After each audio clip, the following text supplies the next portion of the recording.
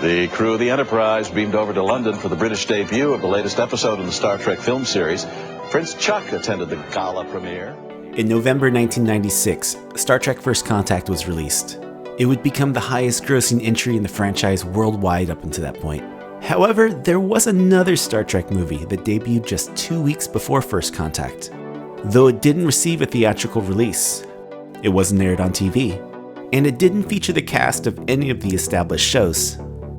But it was released through one of the world's largest publishers.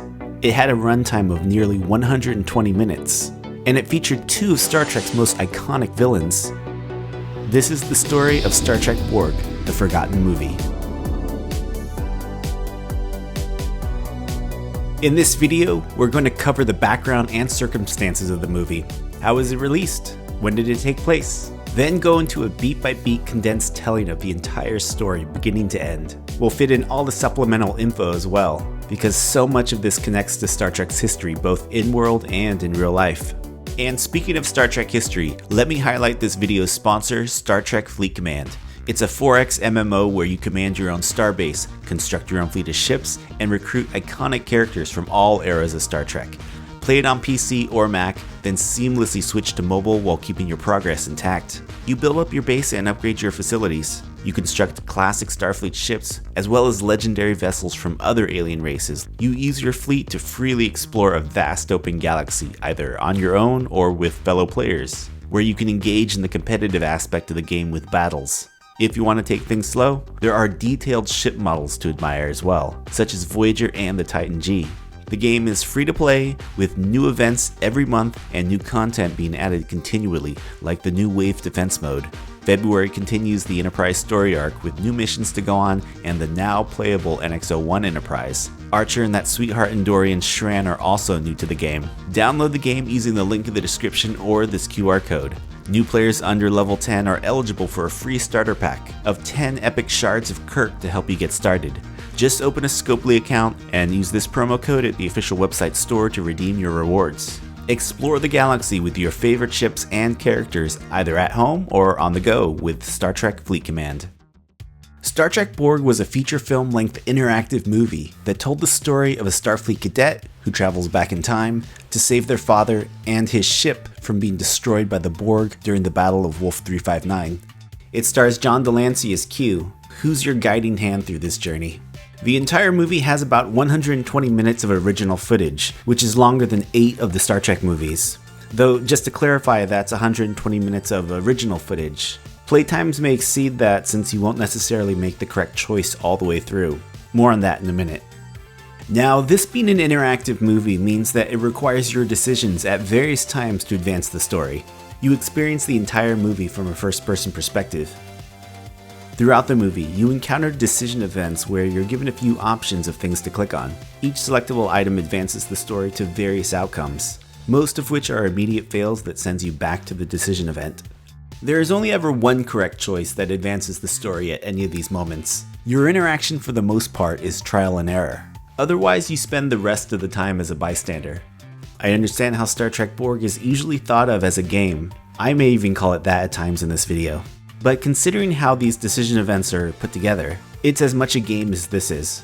Star Trek Borg was released on a CD-ROM by Simon & Schuster, who at the time was the world's largest publisher. They were also the publishing arm of Paramount Viacom, who owned Star Trek. This meant that all the production assets from the Next Gen, DS9, Voyager, the costumes, the sets, were all available for use on Star Trek Borg.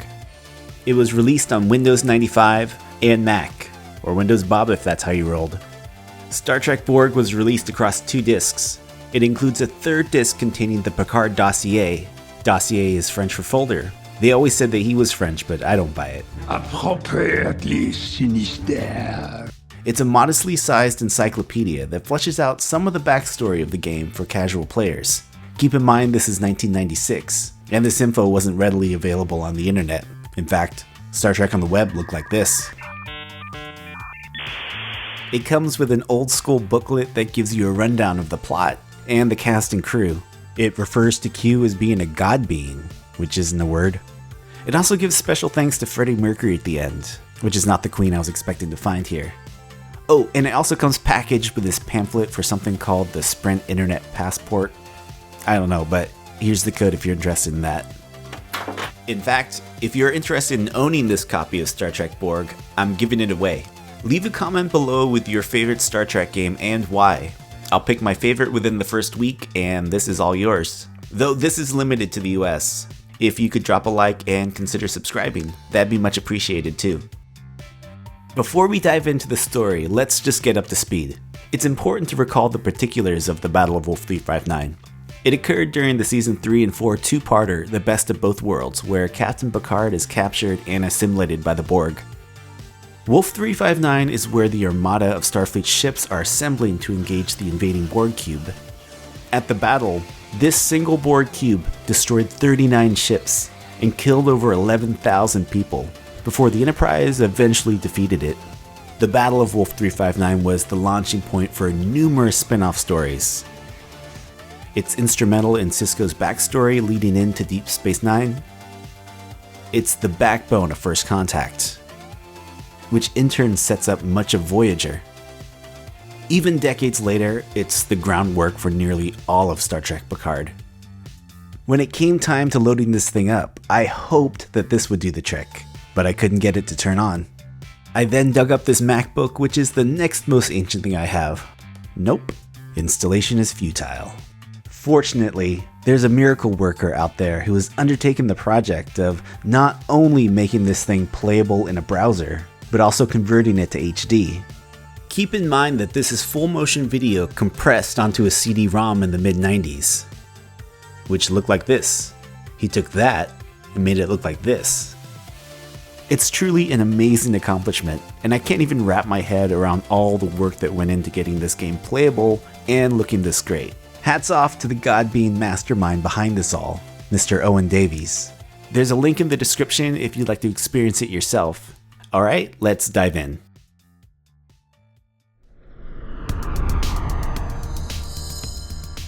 We open 10 years after the Battle of Wolf 359. The Borg again are attempting another invasion of the Federation. We're aboard the USS Cheyenne. It's a Galaxy-class ship using Enterprise D stock footage for the exterior and Voyager sets for the interior. You are Cadet Quaylen Furlong, and your father was among those killed 10 years earlier at the Battle of Wolf 359. Starfleet is assembling an armada to stop the Borg invasion, but all visiting cadets aboard the USS Cheyenne have been ordered to transfer off. You request to stay, but it's denied. I understand your need for justice. I'm sorry. Shuttle Bay 3 in 30 minutes. If she looks familiar, it's probably from this. My name's Jenny. Oh, hi, I'm Kermit. Hi, Kermit. Nice to meet you. Alright, let's orient ourselves. We start off in the year 2377. That's us as a cadet being kicked off the ship because we're a liability. This is a few years after the events of First Contact, where the Borg Queen was defeated. Well, one of them anyway. And the Battle of Wolf 359 was in 2367. When you look at it this way, Borg invasions are pretty routine by this point. Still, can't have you messing things up. The costuming choices in this movie are a little muddled.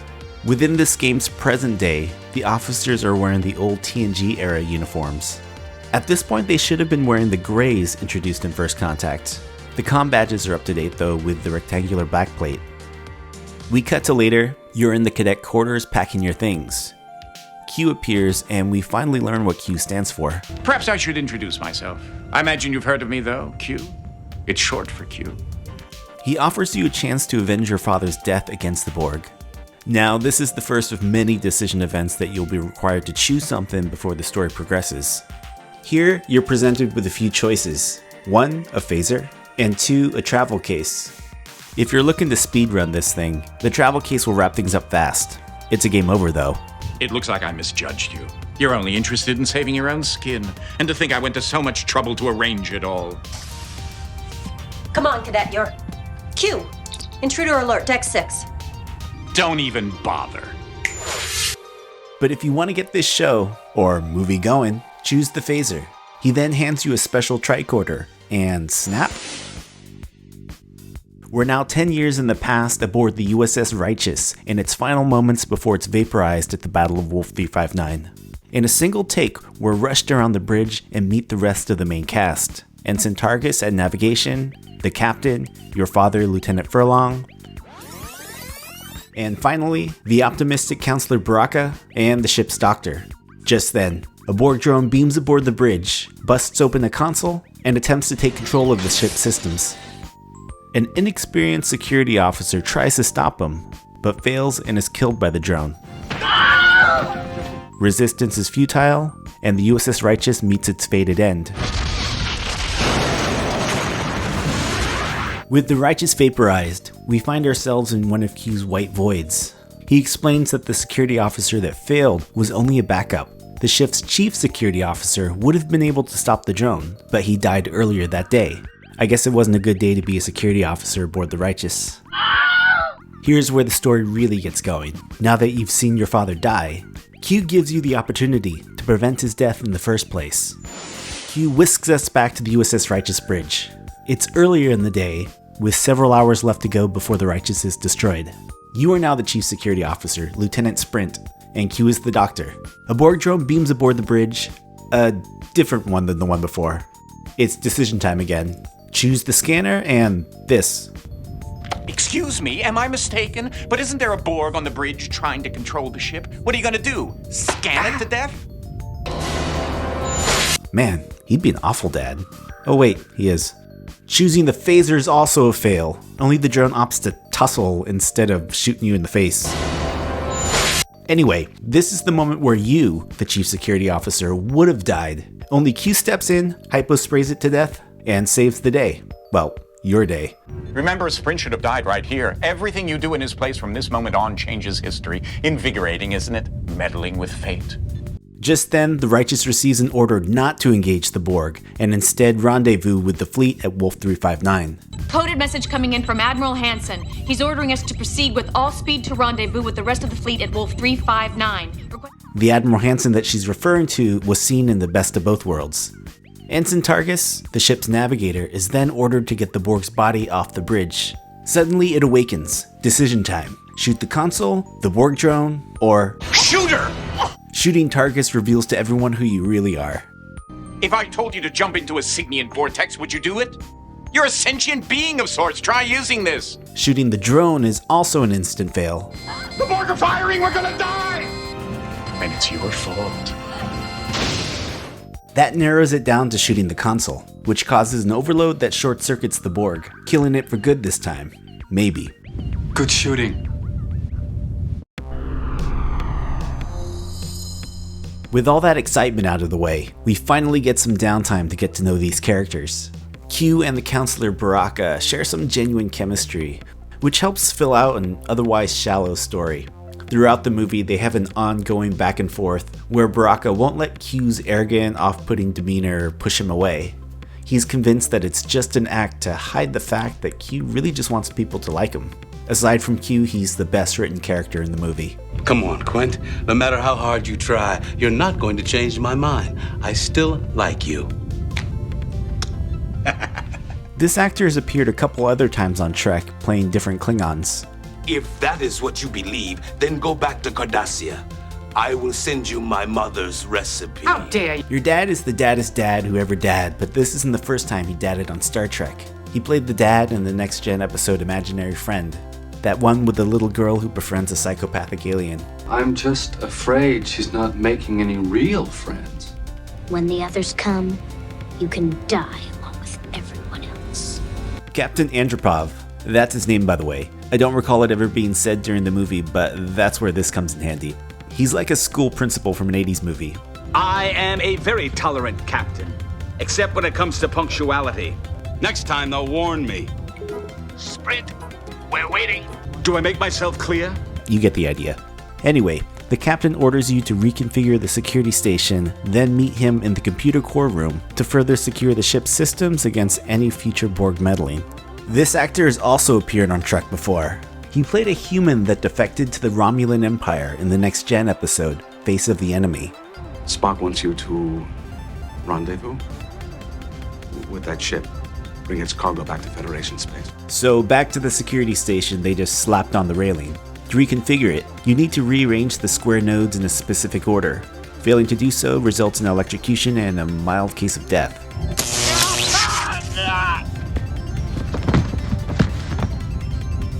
What happened? I don't know. I think he grabbed the power nodule. What? How is he, Doc? I'm sorry.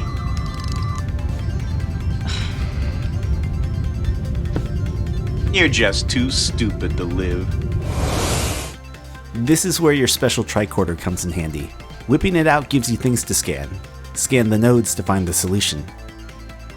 Once you've taken care of that, head to the turbo lift to meet the captain in the computer core room. Once inside the turbo lift, you should have been able to say, computer control room, and have the turbo lift take you there. But you're a cadet and haven't taken Turbo Lifts 101, so you're clueless and need to enter the code manually. Again, scanner, access the ship, then computer core, and get your code. But as with most decision events, if you're doing it right, you're doing it wrong, and missing out on some of the movie's best moments. Why?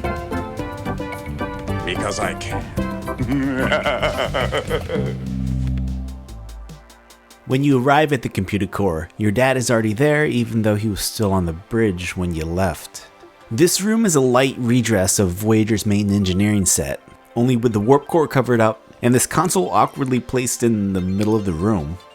The Borg have attached some device to it that's preventing the crew from accessing the ship's security systems. Another decision event. There are a couple maintenance tools to choose from. Both options zaps the ship's will to live and triggers an auto-destruct.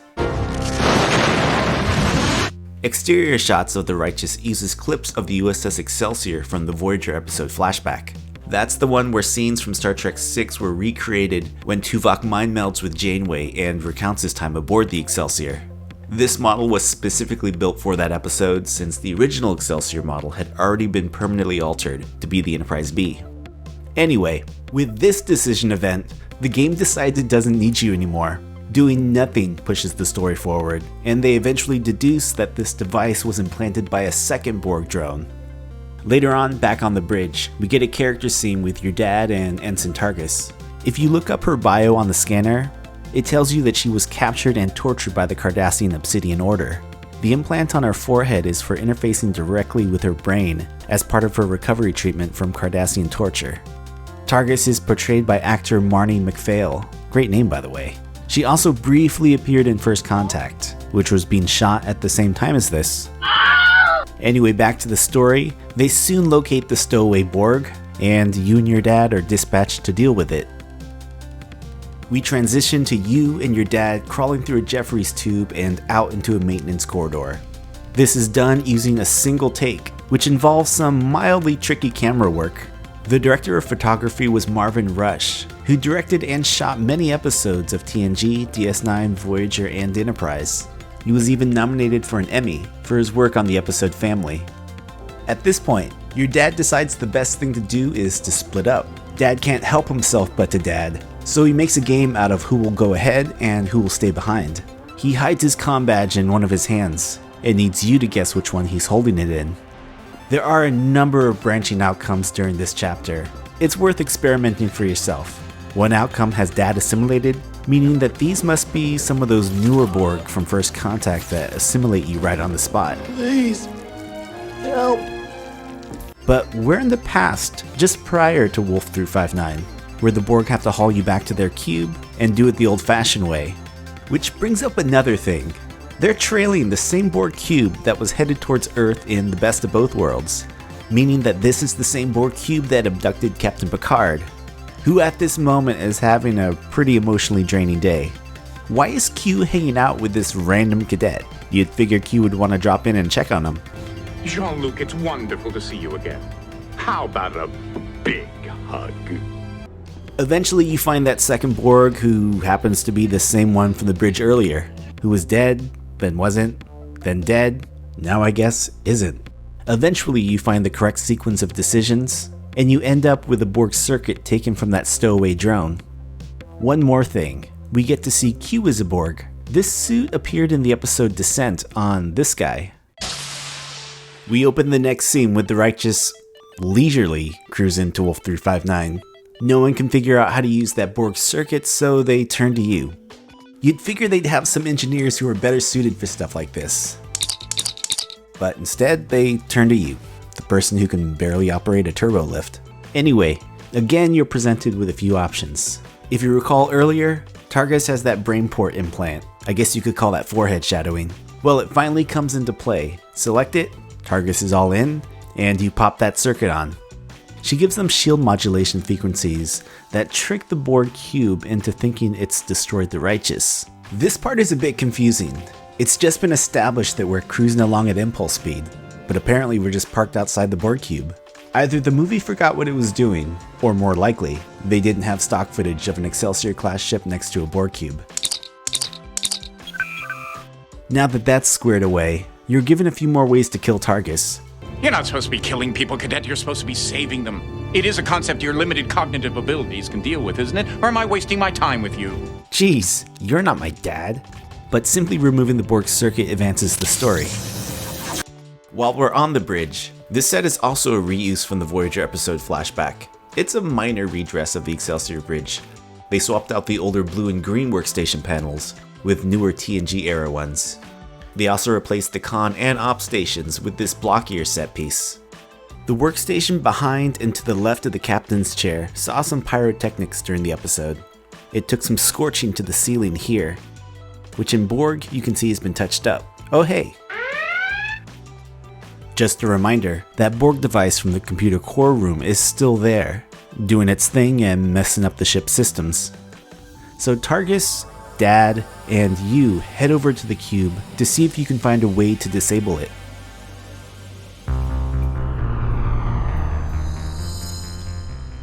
Arriving at the Borg Cube, we find a passable Borg set.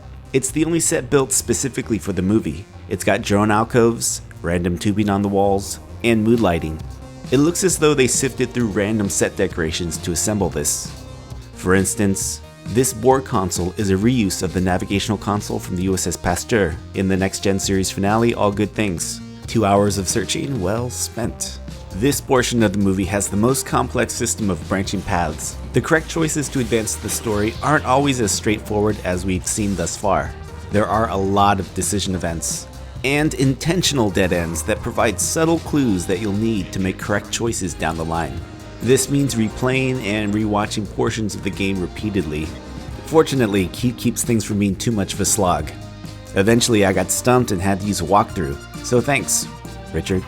Once you've navigated all the decision events, the correct path leads you to becoming a Borg. You just have to realize that you've retained free will and try not to murder anyone.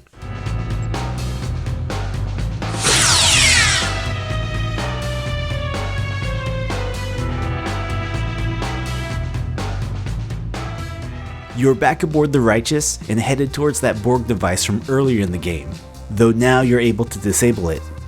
The counselor arrives and notifies us that the Battle of Wolf 359 has begun. I assume that Borg Cube that you were just on decided to zip over to Wolf 359 after you left. Anyway, but Admiral Hansen orders the Righteous to stand by until the front and secondary lines of ships have been exhausted. The Righteous is ordered to remain outside the battle until all first and second line defenses are exhausted. Seems like a nonchalant tactic considering what's at stake, but that's probably why they were slaughtered. Just taking a quick break from the story. All Star Trek movies received movie novelizations. Star Trek Borg was no different, though it was only as an audiobook. It was published about a month later and ran about 2 hours. It's primarily made up of movie audio, then tied together at parts with a first-person narrator. I returned to my quarters to pack. I was furious, thinking about Wolf 359. My father had died there, killed by the Borg. There was someone in my room. Perhaps I should introduce myself. I imagine you've heard of me, though, Q. It's short for Q. The cover mistakenly credits Jonathan Frakes as the director. Borg was actually directed by James Conway, who directed many Star Trek episodes from Next Gen all the way through Enterprise. Borg is actually the second Star Trek Interactive released in 1996. Star Trek Klingon was released a few months prior, which was virtually identically structured. It too was presented from a first-person point of view, with long stretches of full-motion video and periodic decision events. Think of your father and your father's father! Klingon was much shorter than Borg though. The most noteworthy thing about it was that it was directed by Jonathan Frakes, who would have directed First Contact immediately afterwards. Flash forward, and everyone is on the bridge, and also wondering why keeping the Righteous on standby is a good idea. You're still a Borg at this point, but the worst thing about it is that no one really cares. Even though they're on the sidelines, everyone just assumes that they're gonna die. So Dad goes off on this thought experiment about his kid growing up without him. Q interjects. To this point, no one has been able to hear him when he speaks to you as Q. They do this time though, and we get a final Q Baraka scene. He's trying to prove that people actually like him. If you want to be liked, try making yourself likable. Suddenly, the Righteous is called into battle, which you're at instantly. Apparently, you were just chilling right there as the battle was going on right around you. After one hit, the ship is on the verge of destruction. This is the exact moment from earlier when that scrub security officer was killed and the ship was destroyed because you weren't there. The Saratoga is mentioned in passing. Saratoga and Melbourne have lost power. In case you don't remember, that's Cisco's ship from the very beginning of DS9. On cue, that drone arrives and attempts to take over the ship. This time though, you're Borg and the odds are even. Whereas this scrub was Borg whacked to death, you're able to step up and make a real connection. We're presented with what looks like a 10-digit keypad. The wrong code or failing to act results in a very long, awkward silence.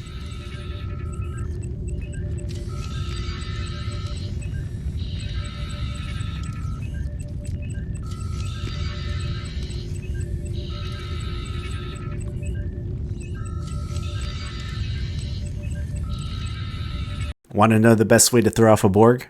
Give it a name. But that's not an option, so you gotta enter the right code. Which is something that you were supposed to pick up on a few chapters earlier. Sucks for you if you missed it. You should have been walking with Richard. The drone collapses. The Righteous's shields are successfully modulated. The Borg believes they've been vaporized and continues to Earth. Which pretty much is exactly what happened earlier, when Targus got the shield modulation frequencies to trick the Borg into leaving you alone. It thinks we've been vaporized. They sense us as being part of the collective. In any case, you've saved the ship and your dad. Q reveals himself and tells them not to worry about the Borg Cube advancing towards Earth. They'll be stopped by the Enterprise in the nick of time. Q also reveals your identity. He transforms you back to your cadet self. Dad recognizes you and says he looks forward to dadding with you again. So you were just pretending to be Sprint White. Who are... I think I'm going to enjoy getting to know you, Cadet Furlong. The trouble is, history recorded that the Righteous was lost in the battle. Q stops to think. That I didn't expect Cadet Kalen to succeed here, and he says he didn't expect you to succeed in saving the ship, even though he refused to let you fail through the entire ordeal. Try again. You want to go back and you want to try that? But I'm going to give you another chance. Then he figures it out. You're whisked back to present day, your present day. This allows the Righteous's crew to live without screwing with the timeline. So everything is tied up, except for that Borg Cube advancing to Earth. You know, that one from the very, very beginning? I almost forgot about that. The captain orders a pursuit. We may be 10 years behind the times, but I bet we know a thing or two more about the Borg than anyone else in this time. Lay in a pursuit course. Ah, screw it. We know how this ends. And that, my friends, is Star Trek Borg, the interactive movie. Star Trek Borg received middling reviews upon release. Most cited a slow plot and bland gameplay. Critiquing this as a game, it simply isn't that engaging. There isn't any gameplay variety. There aren't puzzles or mini-games to keep things fresh. Though, to be fair, Star Trek Borg never advertised itself as a game. Now, critiquing it as a movie, it fares much better. In addition to remarkably good production value, the acting is surprisingly good as well. It's not going to win any awards, but it's far better than what you would expect. I skipped over most of the character moments in order to condense this story for the video, but there are a few moments of genuine chemistry to be found here. And of course, there's John Delancey chewing the scenery. Him hamming it up makes the story come to life. The movie's trial and error format is repetitive at times, but his little pep talks keeps things from feeling too tedious. Borg is worth experiencing for him alone. Why? Because I can. Borg certainly doesn't try to be anything it's not. It's a surface-level adventure with some likable characters and a little bit of heart. Ultimately, it's a simple story about traveling back in time to find your father, but somehow, in a sense, finding another when you least expected it. You're only interested in saving your own skin, and to think I went to so much trouble to arrange it all. What are you gonna do? Scan it to death? It's your fault. Don't even bother. I'd appreciate it if you'd make a little effort too. You're just too stupid to live. You're not making very good use of your time. Don't touch what you don't understand. Maybe you should have just shot her. You want to go back and you want to try that? Wrong. Try again. Don't disappoint me again. This time, try not to get caught. You are really pushing the boundaries of my patience, Cadet.